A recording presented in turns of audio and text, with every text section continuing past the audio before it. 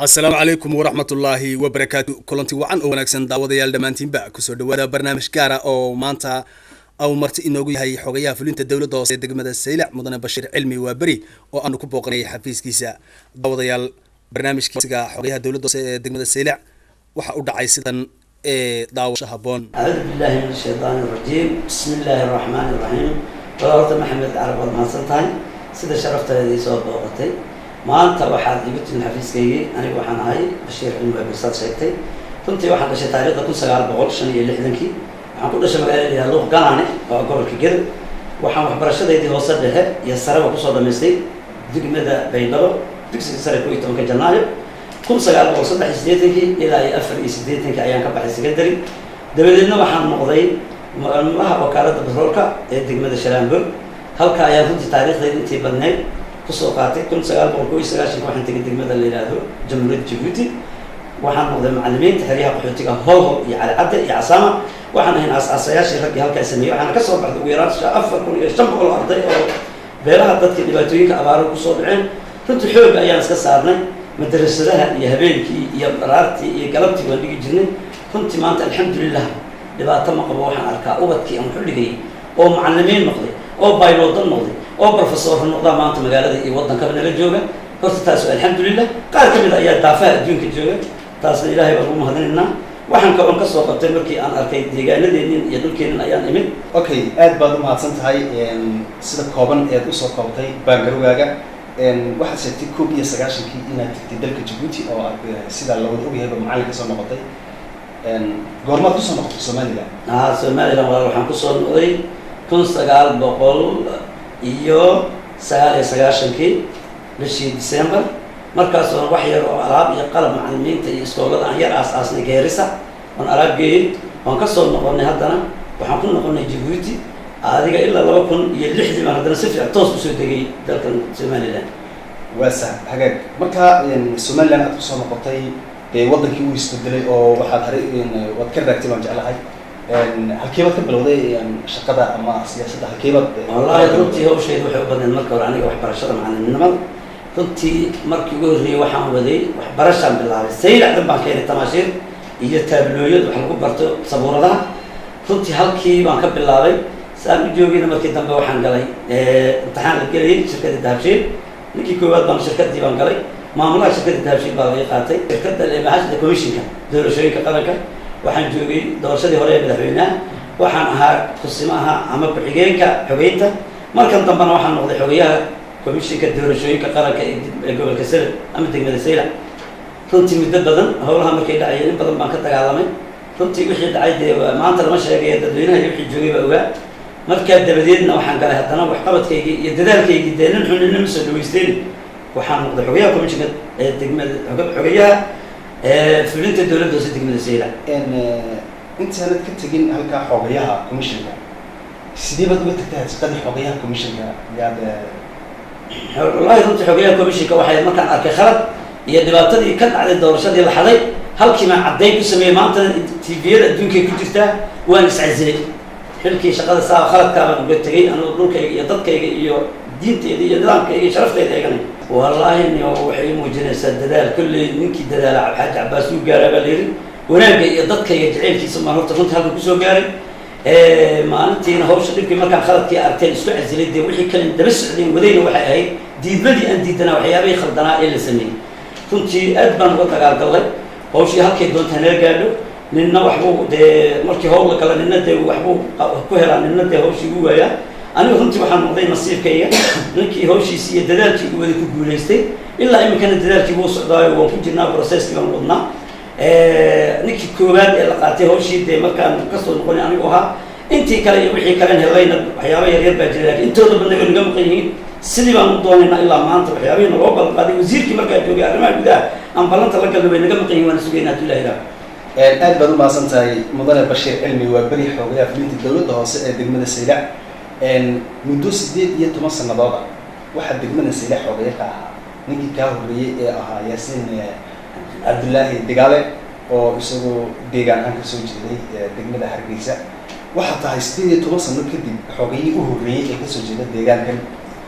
waxaa deegaankan laga qabtay 18 sanadood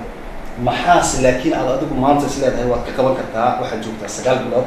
maxaa qorshaha adiga ku yaalla ee duruufaha ku gadaaman deegaankaaga kaaga qorshaysan ay tahay bismillahi rahmaan wallahi warta maxamed waad mahadsantahay waxa weeye wallahi hawshaasi 18 sano wallahi ana kulleena ka joogay ama dadka kulleey nin jirkiisa bi kama dhaw nin meeshiisa joogay nin kale waad kala karanaysaa way kala qaalisan yihiin 18 sano waxaan la qaban baan 9 bilood ama 10 bilood ee meesha jooga aan ku qabanay runtii wax qalad marka la leeyahayna wax la iska sheegta ma aha oo wax muuqda on doonay inaan halkaa wadiba saxaafadda horteeda aan ka cadeeyo ama taswiireed aan keeno cadeynteeda ku tuso waxa weeyaan markii ugu horreysay waxaan qabanay saldhigga ayaan waxaan ku beerinay 2 maqsin waxaan qabanay deyrka dawladda hoose waxaan dhisnay malcamada toqoshi waxaan dhisnay aqalada ku yaala aasha caddo waxaan dhisnay iskuul ku yaala sheekh awaare waxaan dhisnay wax kale ka qabanay xafiisyada dawladda hoose oo runtii u ekaan marka hore meel aanan xafiis ba ahayn laakiin maanta aad arkaysaan quruxdooda kuwa kalena aan kusoo tusi doono waxaan dhisnay kaniifyada macalin dugsiga hoose dhexe ee degmada 4 kaniif barkadoodii biyaha waxaan kaloon sameynay ama aan diyaarinay laanta marooda ceelasheedii biyaha ilaa 22 kun oo dollar wax yar baa dad naga soo gaaray inta kalena dawlad hoos ahaan baan runtii isku xilqaanon ku bixinay waxaan bixinay shaqaalaha kaarar ID card identity card u sameynay nin walba shaqaalaha ugu duwanaado shaqaalaha kale sumadii lagu garanayo qofka inuu yahay shaqaalaha dawladda hoose maanta sanadkan miisaaniyadii waan biirinay runtii soo socday cusub shaqaalahan waxaan doonaynaa 100% ayaan ugu talgalnay in mushaar u biirino ilaahay raaxo hagaag haddaba maadaama intaas 9 bilood ku qabatay 9 bilood ee soo socda qorshaha wuxuu yahay والله إن شاء الله وحن جعلنا سجارك بلود الصوص عرفت كنت قبل كم ودي باتيسني حاجة بدوينك يجدك كنت قلبه بدوينك يستحقوا لأنه وحن بابور قال كنت قال ألوان يبيني والدقمة كستأي مال وبمركة كنت كابن دوني إن مال وبكنت نطابيط وباهيدي دنا إلا إنك دور بارصوق وفت باهيدي سيد الضرر كحولها بيها يكعبان وضرر أنت جاي ماشي جري اللي هذا ومن حولها بيها يكعبان كنت صدق على سميه ده يقولين لكن وحنا كبيرين أنا هلقا كبيرين واحد جينا مركي لو يعقل الله صعده دابيضة يليرو هالكن جينا ضد وانصور يجيب من تجابين ملعمة ضمره تعال هذي إلى هنا أنا ملعمة كان استنجع لها وحياه بدل بان هيكسرين هذه أهرمها هذي إلى هنا إن أد بدكم هالسنت هاي هيكسي جاكو وناكسن إن وحنا نقول علينا إنه اللي هيكون قرب قلب إن هذين نمسك كده منه واحد يشتري معلومة دولة حد قبطي شركة جرائد أو حفيز كقبطي أو صحافة كلها هذي شيء إن أخرستياش أما ضاوضياش أو بسيطة واحد كسر جوري قار إن أخرستياش كملة كم هانت قار تلاقي كسر جيرين قار قليلين كسر جيرين حقوا وجوه والله أنتم كفر حسنا كل مركز محل من البلد أنت عياد البيت مركز كل مركز سبحة الوقتها إنت نور بالهاي جيس أنا مسكح دي صدق وحكسر بحيان كل جوابي رنت والله كمحمي وفي عيني والله حلوان آخرين لوضع ما يروضع من مجلس المركز الشيخ محمد هبل runtii horta waa mahadsan tahay anigana runtii igama ahayn dee waxa la isiyay waa ka sheegay horumar baan doonayay isxasuusin baan doonayay qurba joog markii la yiraahdaan qurba joog gobolka Sale runtii shakhsi ma aha dee shakhsina lama hadlin way farabadan hadba ninka magac qaata horta wixii ka jawaabo horta magacii qaatay xumaan ma arko waxaan leeyahay walaalahay faras wax u shago u dhufto habadiyo dee waxaan lahaa aniga walaalaha dadaalka ay wadeen si kordhiyaan inta uu sheegay wax qabadan de ana u joogo waan ogahay xaal ninka agiya lagu uraa marka waxa weeyaan walaal baad mahadsantiin dadaalkiina sii wada hana ka caajisina ninna hadalka si kale u qaadan anigu waa dadka de mid bay ahaayeen mas'uul baan ahay ummadda iyo gobolka baan mas'uul ka ahay marka wax siintana kulli dadkii ag joogo walaalkay wuxuu leeyahay kuwa ku ag joogo wax siin kulli qofna kala marxaati kala de wixii iimaade walaalay wixii ka dhiman waan la qabtaa kuwa dambana wixii u baahan waan la qaban doonaa insha Allah iyagana waxaan leeyahay walaalahay dadaalkiini uu wada iska daayo kulli aragsi ma waxa aan hadlay waxa ay